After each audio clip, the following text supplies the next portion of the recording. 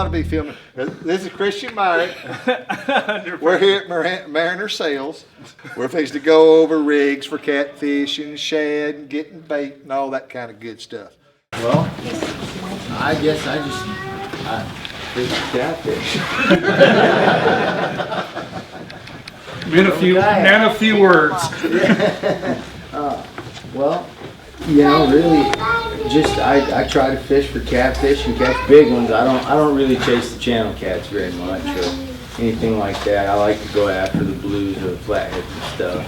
And, you know, try to get something that's going to bend a rod. This is my boat. This is what I use now, and it's been my boat, I guess, for the last 6 months. This is exactly the way I rig it with rod holders and everything. I didn't even wash it before.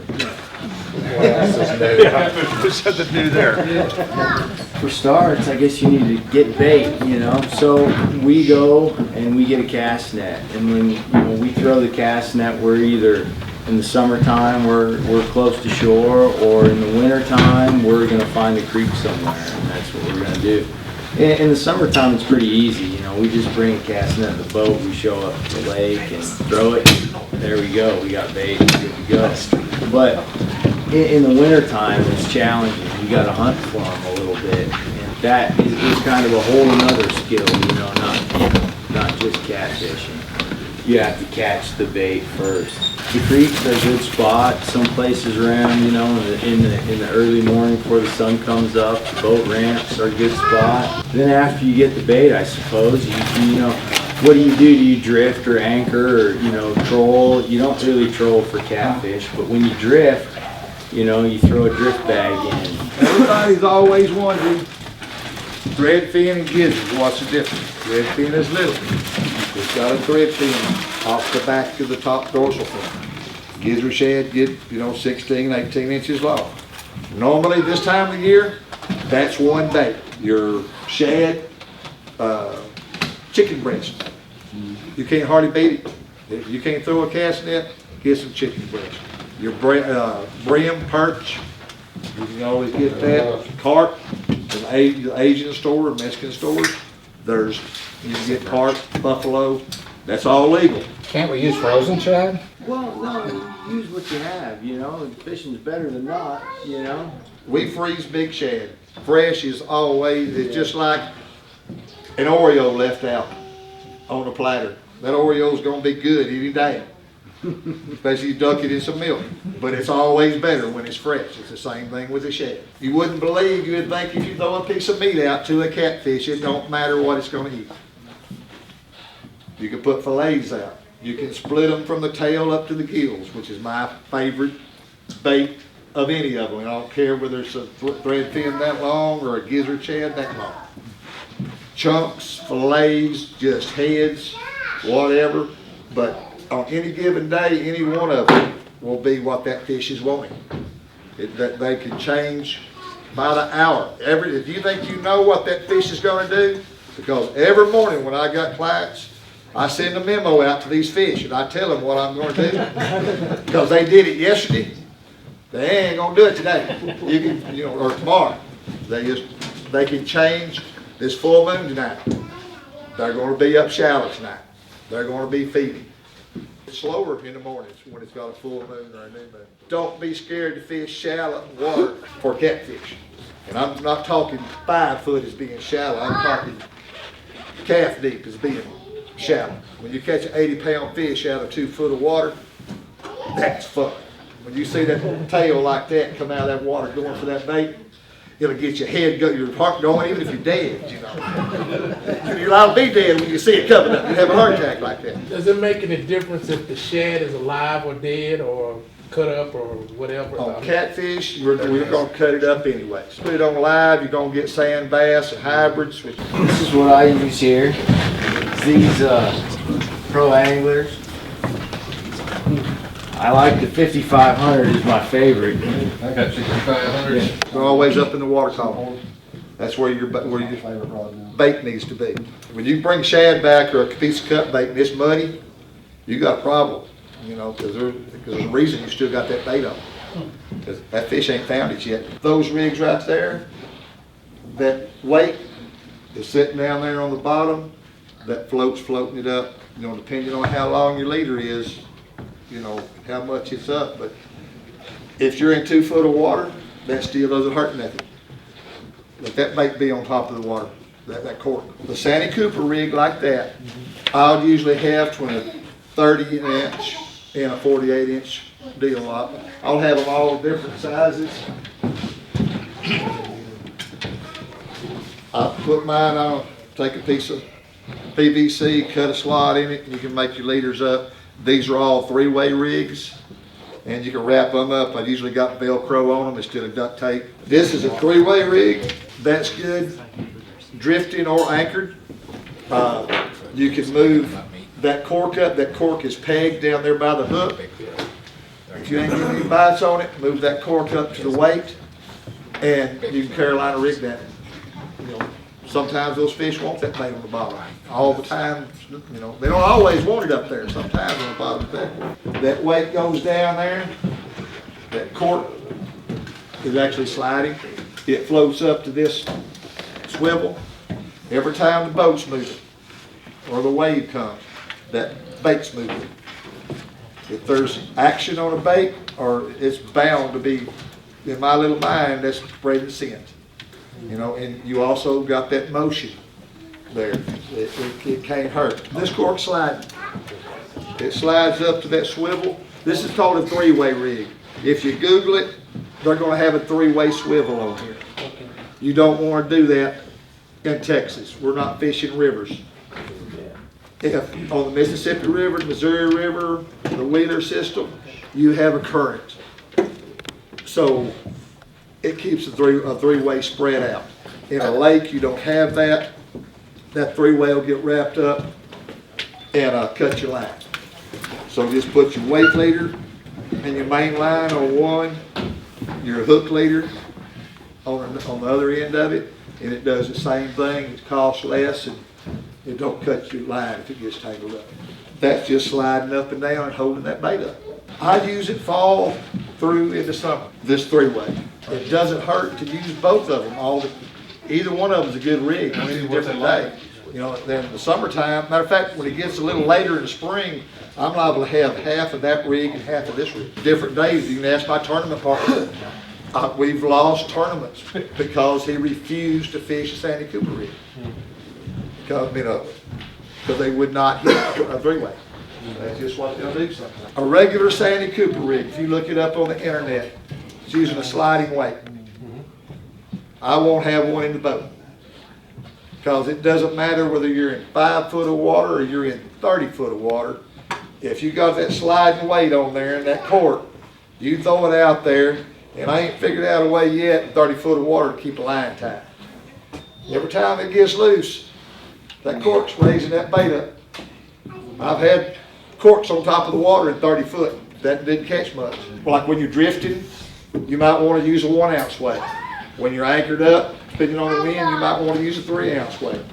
And those clips make it really easy to change. Now I use a 25-pound main line and then a 50-pound hook leader. There's no reason for it except for abrasion. I use Gamakatsu circle hook. Octopus circle hook. This time of the year I'm using 8/0. In the summer I'll go to 6s. If you use circle hooks or Kaylee hooks, everybody know how to snell one. Take a leader however long you want it. You see how long, where the circle's going towards the circle. Just follow it. Well, if you wasn't blind like me and see the hole, put it through the front of it. Fill the circle up. Hold about 1 inch down, just enough so you can hold on to it. Start at the top of the eye, wrap it 7 times. And then go back through the back side of that. And pull it tight. That's all there is to it. There's no knot to it. You can sit there and I can take that all apart now. Whether it's a Kaylee hook, circle hook, anything, when it goes across there, that thing gonna turn around and pop you right there every time. You know, it will turn that hook around. And ideally that circle hook's gonna hook right here most of the time. If a blue cat hits like they're supposed to, there's no doubt that you've got a fish on. Deep water, don't be scared of it. When y'all If y'all are in a big boat or a kayak, and y'all see wakes taking off, and you could be in 6, 8, 10 foot of water. If you see wakes taking off, stop. Throw an anchor out. There's big catfish there. They will not, you will not see a catfish. Very seldom, unless they're feeding on grasshoppers or something on top of the water. Catfish will very seldom break the surface of the water. When you see a big swirl or you see wakes, then it's a catfish. A gar is always going to surface twice. A carp or buffalo, you're going to see them suckers, you know. But a catfish, you're going to see these wakes taking off. And when you see that, that's generally big fish. I've got them fanned out. They're covering water. Once you find out where they're at right now, concentrate your poles there. Them suckers will be right up against the bank. You know, big fish. I fish structure. So any kind of land that's jagged, I study a map first, you know, and then I'll go kind of in a general area and then look at the banks. Depends on the season. Right. Every season, every temperature is different. During December, January, February, we're fishing when the water's down to 45 to 40 degrees. You're in the deepest hole of the lakes. Once the water gets to 51, everybody heads to the shallow end of the lake. That's where the shad and everything go. If there's no bait there, there ain't gonna be no fish there. Fish in shallow water are up there because the shad is there. Because even when it's cold, it warms up a little bit, that sun heats the water up, those shad go up there. So any fish that is up in shallow water is feeding. If you can't get a fish to bite deep, go shallow. It's all to do with wind and structure. The wind pushes the plankton, therefore the shad goes where the plankton is. Therefore the fish are going up there. That's why in May and stuff, any main lake point, if you use cut shad, you're going to catch blues. If you use live bait, you're going to catch hydrants. They're there because the shad are there.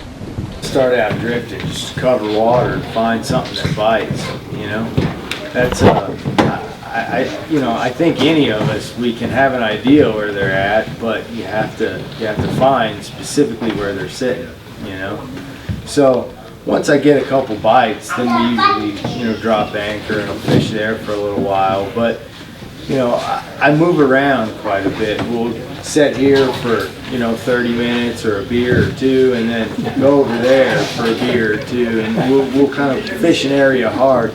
He has a motor, so he has the ability to kind of cover the whole lake. And me, I have to kind of pick on the map first, decide where I want to fish, and then work it until, I'm kind of committed to it. Do you use drift sock? Yes, absolutely. How big? I have both 36 and 42 inch. Half a mile an hour is really maximum. That's where you want to stay around, is a half a mile an hour. There has been days they wanted a mile and a half, but that doesn't happen very often. That half a mile an hour seems like a pretty magic number. And like the three-way, it was actually designed because of the weight leaders. You're supposed to run like a 20-pound if you're running a 25-pound weight line. To lose that weight, you save everything else. Well, nowadays that darn lead's the most important, most expensive thing on your whole line. Darn 3-ounce weight's more than a hook.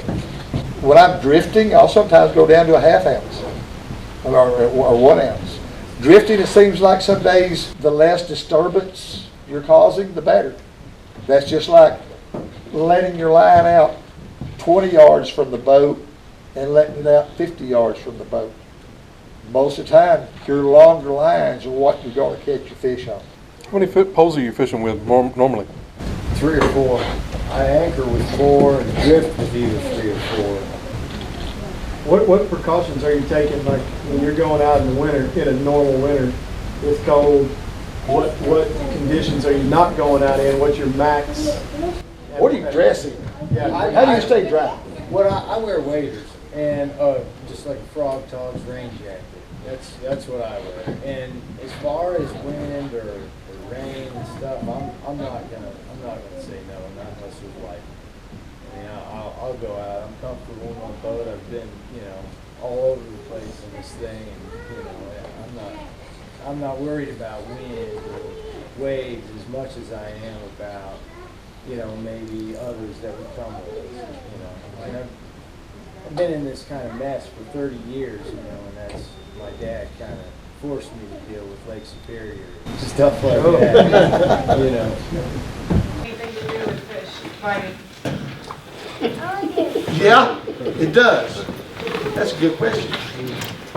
30.2 or above, fish are slow. I mean, 90% of those days are bluebird days. A lot of time real calm. This year it can be 90-mile-an-hour winds. But anything over 30 on a barometer is usually tough fishing.